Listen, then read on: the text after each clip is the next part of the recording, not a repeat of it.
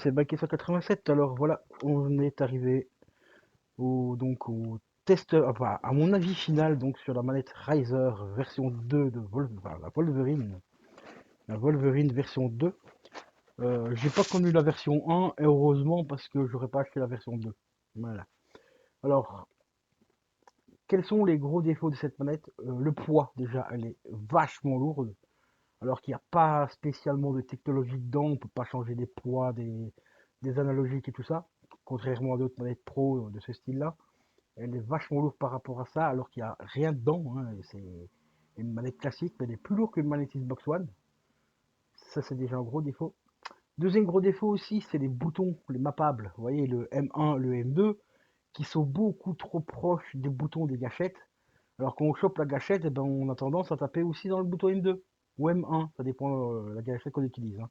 Mais si vous prenez par exemple l'exemple du PS4, si vous appuyez sur le bouton R2, eh ben, ça arrive de temps en temps en game d'appuyer sur le bouton mappable. Parce qu'ils sont hyper collés aux autres touches, plutôt que les mettre derrière, mais non, Riser, hein. À mon avis, le mec qui a designé cette manette-là, il était en fin de carrière, hein, je sais pas, il a peut-être reçu son chèque pour se barrer, et il se dit, bon, tant qu'à faire, autant bâcler la manette, hein, parce que, voilà quoi, hein, il est temps de barrer. Autre défaut, et ça je l'avais déjà dit dans la vidéo unboxing, c'est la croix. La croix est dégueulasse, mais alors comme c'est pas permis. Putain, les gars, enfin, les fabricants de manettes, que ce soit Razer, Nacon, même Xbox, putain, on est en 2022, bordel de cul. On est en 2022, putain de sa mère. Vous faites encore des croix encore plus pourries que les premières manettes des années 80, quoi. Et c'est quand même pas possible, quoi, franchement. C'est hallucinant, là, franchement, c'est vraiment hallucinant que vous savez toujours pas faire une croix correcte avec une précision.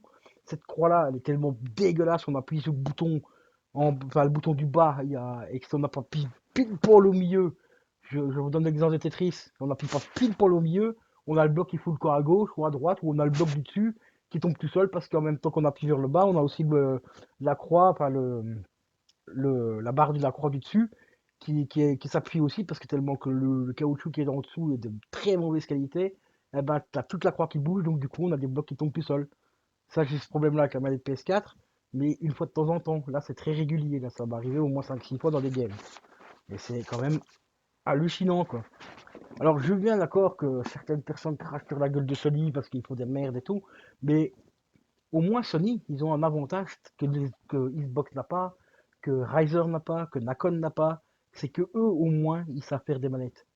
Eux au moins ils arrivent à faire des manettes correctes, que ce soit la manette PS4 ou même la manette DualSense.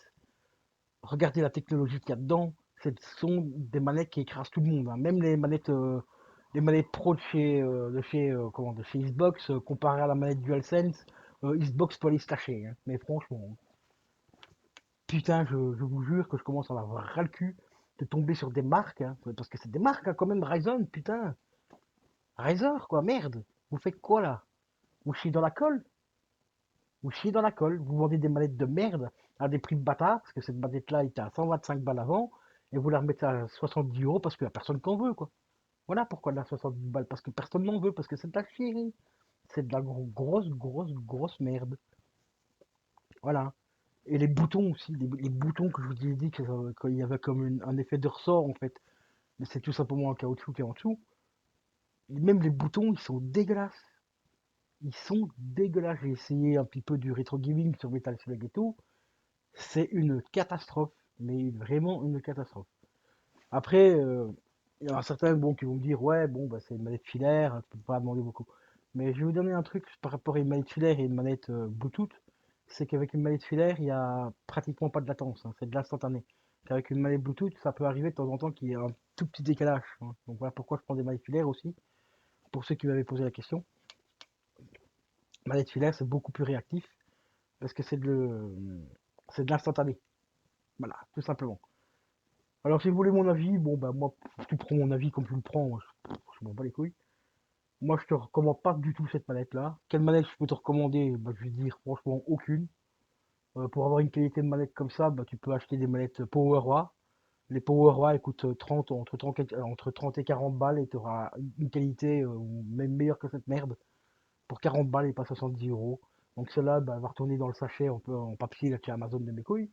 Et elle va retourner gentiment chez Amazon et je vais te rembourser gentiment. Et puis voilà, et on continuera à essayer de trouver enfin peut-être une manette avec une croix correcte. Ou sinon, bah, je vais tout simplement racheter une manette PS5, une DualSense, parce que là, l'avantage de la DualSense, c'est que pour jouer en câble, c'est mieux parce que c'est en USB type C, donc ce sera mieux que ma PS4 qui est en micro USB. Parce qu'en câble, le micro USB, ça tient vraiment pas bien dans l'encoche, donc de temps en temps quand on joue, ben, ça se déconnecte, le câble se débranche et tout, donc c'est un peu la merde.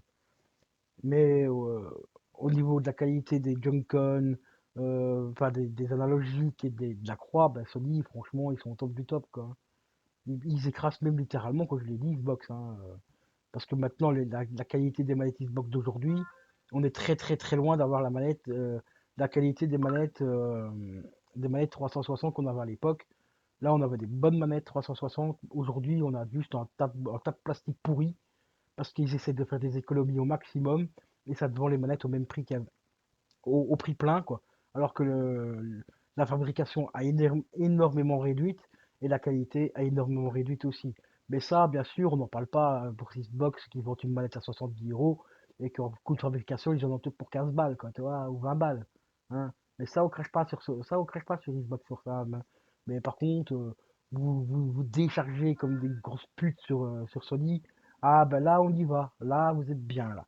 Ah oui, ben moi, au moins, Sony, ils fabriquent des manettes qui sont de très bonne qualité. Il y a ce qu'on a une croix vraiment, qui ressemble à une croix et pas juste un bout de plastique monté sur un bout de caoutchouc tout pourri. Et quand on appuie, t'as toute la manette qui vient avec, pas toute la croix qui vient avec. C'est hallucinant, quoi, franchement. Vraiment hallucinant. Mais bon, comme toujours, c'est mon avis personnel, pensez ce que vous voulez. Moi, personnellement, je m'en fous. Moi, je vous dis juste mon avis par rapport à cette manette. Si t'as pas envie de te faire baiser, ben n'achète pas. Voilà, c'est tout. Si t'as envie de te faire zimzimer, achète-la. Et tu feras ton avis toi-même sur ta chaîne, si t'as une chaîne, et on en reparlera. Voilà. Donc sur ce, les amis, je vous laisse. C'était Bikey 187, le petit coup de gueule contre cette manette de merde que je vais encore renvoyer chez Amazon et il va encore falloir attendre 3 semaines, un mois pour avoir le remboursement et voilà quoi. Parce que ça aussi, oh, c'est un nouveau drama chez Amazon. Maintenant, ils remboursent plus directement quand c'est scanné à la poste, ils vous remboursent au moment où ils reçoivent le colis. Hein, j'ai renvoyé le casque de chez JBL là, que j'avais acheté à 30 balles. Et ben, c'est marqué que je serai remboursé quand le colis sera arrivé. Là, ça fait depuis le 7 septembre que le colis est en cours de livraison, mais il bouge pas.